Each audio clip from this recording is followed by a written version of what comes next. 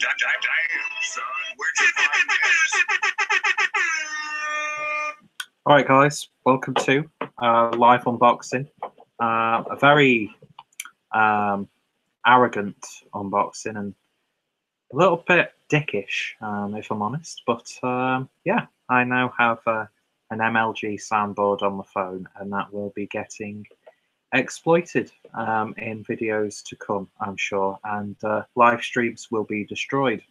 But as you can tell by the title, we have got another box of beer from the wonderful folks over at Beer52.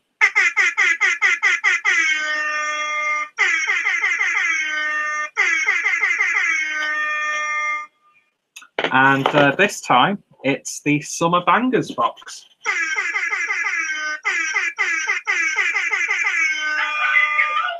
Damn, son, you just hit with the wow effect. Exactly. So, yeah, basically, this box is about summer, about having a nice few drinks, and it's Summer Bangers. And I won't be playing with that board until the end, don't worry.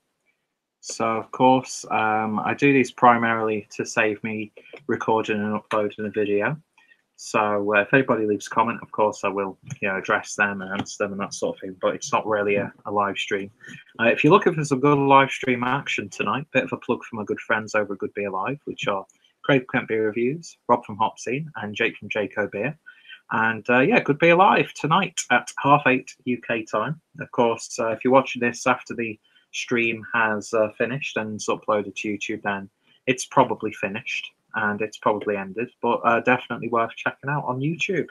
And they're drinking some high ABV belters tonight, so that should be good. And if there's a stream afterwards, I'm sure it shall be entertaining, and I may partake in a bit of post-stream action. But yeah, hopefully you can hear me okay, because I've just got the headset on the SNES and using the microphone that way because it's so much more comfortable than actually having to wear the headphones. But yeah, so another box of Beer52.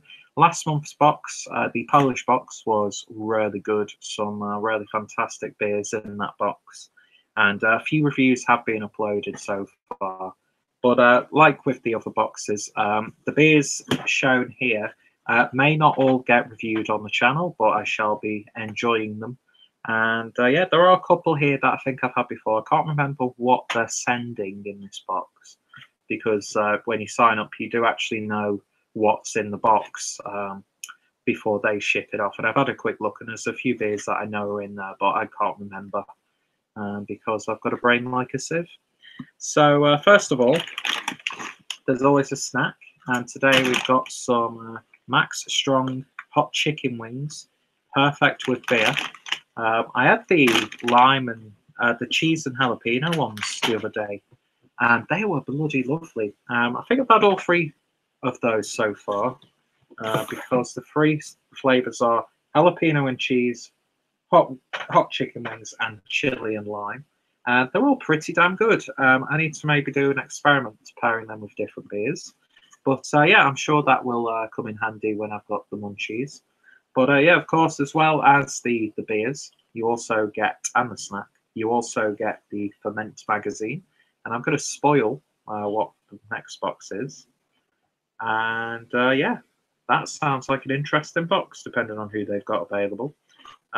It's London Craft Beer Festival box. So I think that was the first box. No, I did the Indie Man box first, if I remember correctly.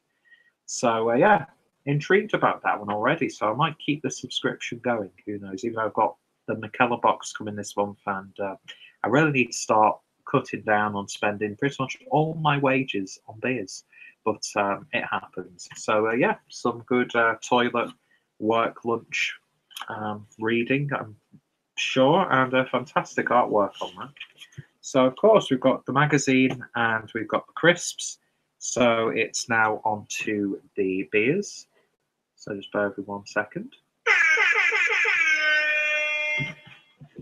First beer comes courtesy of Thornbridge, And this is their take on a New England style IPA with Green Mountain. Looks really nice. I like the artwork on. I could call them 4 Pure then, because there is a 4 Pure beer in this. I like Thornbridge. They're a little bit different. They've had some really nice sort of seasonal beers, so you can get a lot of their core range in the supermarkets now, which I think is a good thing. And yeah, I love the universal look of their labels with that beautiful statuette on the front. So for each 30ml bottle, clocking in at 4.3%. I'm interested to see how they tackle a New England style IPA. So that's going to be a good one. Next up, we've got a can from Red Willow, and this is the Shameless, which is an Indian Pale Ale, unashamedly hoppy. There's a lovely can. I've had a few cans and bottles from Red Willow. I know, I think it was Marks and Spencer's was carrying a few of their beers. And I may have drank this in Manchester with Paul from Beer52's as part of the Manchester Piss Up when we went into Common and mistakenly got pints as opposed to getting a third, and then being a little bit shocked at the price. But then it all makes sense because it's a hipster as fuck bar with craft beer on tap. So if you're going to buy pints, they're going to be expensive. But yeah, so looking forward to giving that a try.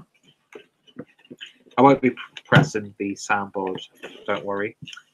Then we've got another beer, well, a beer from Ilkley, and it's the Ilkley Brewery Juiced in Time. Lovely pun. And Citrus Pale, clocking in at 4.5%. Lovely looking beer there, label wise. Do they actually use citrus fruits? Yes, they do. Lemon zest and orange puree. Ooh, I'm looking forward to that one. I thought when it was saying Juiced in Time, it was like a play on words and it'd be another hazy IPA. Not that there's anything wrong with that. And to be fair, I think the last Ilkley beer that I had was their Christmas beer, which was all right from what I remember. Not spectacular or anything like that. Then we've got a beer from a brewery who it's taken me so long. I've never tried any of their beers, and I don't know why, because I've always been intrigued by them. And I think they were like one of the first breweries that really embraced canning here in the UK, or at least built a name for themselves. And yeah, this is the More Stout, which is clocking in at 5% ABV. So that'd be an interesting one. Looking forward to giving that a try. Yeah, for some reason, I've always known about More beer, but I've never really got round to trying any for whatever reason. It's just one of those things, isn't it? Then we've got another beer from Beer52, brewed with Brewery Anders. I always forget the name. And another citrus-infused double dry hop New England style IPA. Oh my word, this sounds absolutely heavenly. Clocking in at, I mean, let's just look at that artwork first and foremost. Absolutely wonderful. So Tangerine Dream, clocking in at 6.3% ABV, dry hopped with Citra, Equinox, Azaka, and Mosaic, and then there are inclusions of tangerine. Oh yes, and papaya. No, that's just tangerine and papaya on the nose. But yeah, there's tangerines in there. And yeah, very excited about that one. I didn't realise that was going to be a fruited IPA. And then we've got a beer from the ever-reliable Northern Monk in quite a sticky can. And I think this is one that I have had before. I can't remember, but it's a can of the Mocha Porter. I think I have had this one. I think I got that from... what's it called now? I've forgotten. What's that really posh supermarket chain? It's on, I know one of them is on where Media City is. Booths, I think I got a can of it from Booths coming towards Christmas last year. So yeah, that'll be interesting.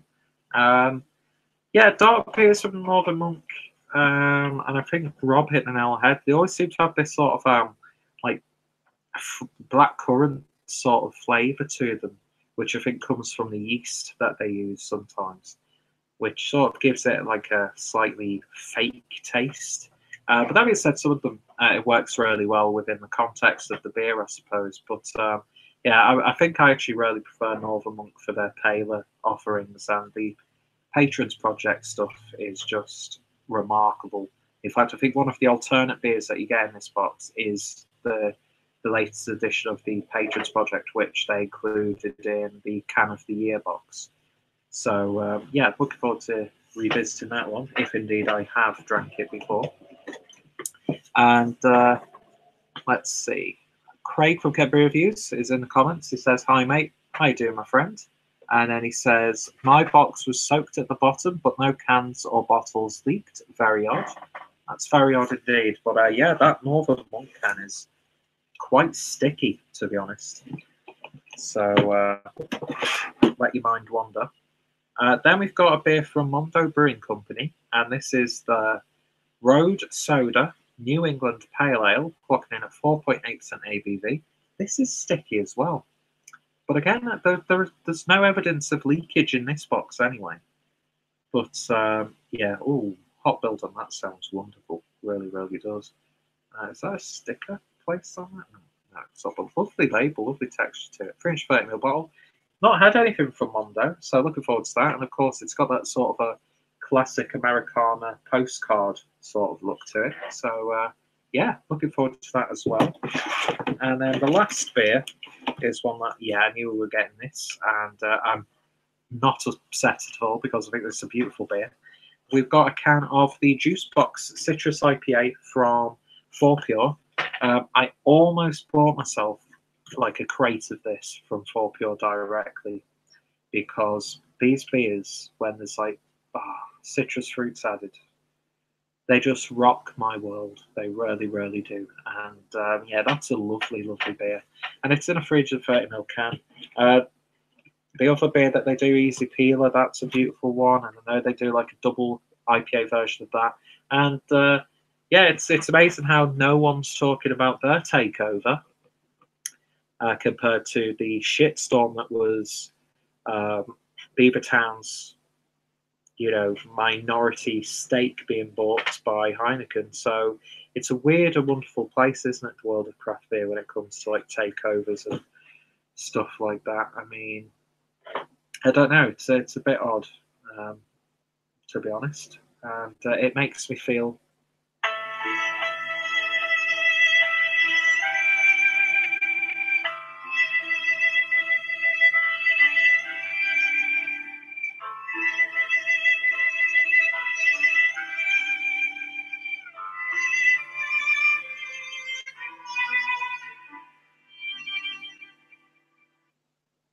Smoke weed every day.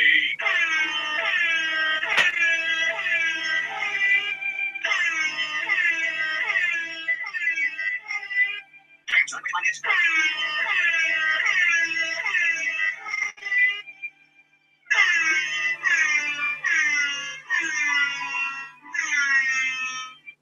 I love how obnoxious that stuff is, and I'm not going to apologise for doing that. Anyway, so that's the box from B52 this month.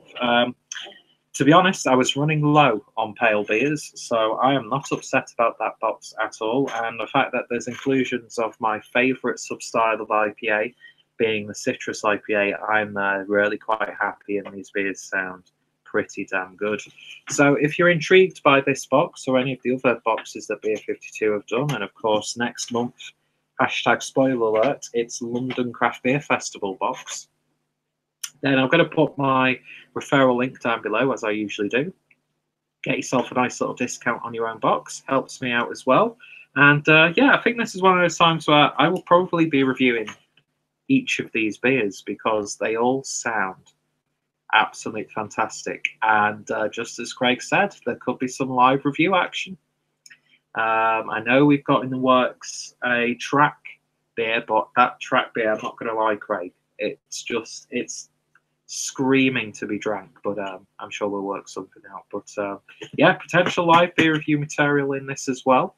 And again, speaking of live beer reviews, and speaking of Craig from Beer Reviews, bit of a plug to Good Beer Live. Good Beer Live tonight. Not sure whose channel it's on this evening, It might actually be Craig's, I'm not too sure. But definitely worth checking out. And I've got a few beers that I can drink while I'm watching it and keeping account of the Craigisms. Of course, putting Craig on the spot completely here, so I do apologise. And what's going on with that anyway? But yeah, going up on Rob's channel, and that is guaranteed to get a little bit merry with those beers. So, of course, check those out tonight if you're watching this live at 8:30 UK time. They will be live, so just under 2 hours essentially. So I'm looking forward to that. I'm going to chill a couple of these beers down, drink along with them. And yeah, look out for reviews of probably most of these beers because it's a damn fine box. And yeah, I'm very, very excited to try these. And of course, live reviews could potentially be recorded because I think a few of us have actually got the box this month. So that'd be interesting. Bit of an examination analysis. And yeah, so 8 beers. I opted for the 8 box this time. Kind of wish I'd got the 10 box, to be honest. But I'll probably upgrade to the 10 box next month. And yeah, got some crisps, got a magazine. You can't really go wrong, can you? And yeah, I'm a big, big fan of the boxes that Beer52 have been putting out recently. Except the Africa one, South Africa. That wasn't the greatest, but still drinkable beers nonetheless. And yeah, just make a German box, Beer52, please. Yeah, that first beer check. The RLO, Yankee und Kraut. Who else got? Frau Gruber, Camber Bavaria. Yeah, you've got all these great German craft. But anyway, I'm not going to get into that now because this video has gone on for way too long. So thank you to anyone who has watched this live. Massive thank you to Craig for keeping me company in the comments. And of course, anybody watching this once it's been uploaded to YouTube as a sort of on-demand style video, then thank you for watching. And any thoughts, opinions on any of these beers presented, give me your thoughts and opinions down below. Check out Beer52. I've got a nice playlist of Beer52 related beers that you can check out, get yourself intrigued. And yeah, thank you for watching. I shall hopefully see you all later. Cheers.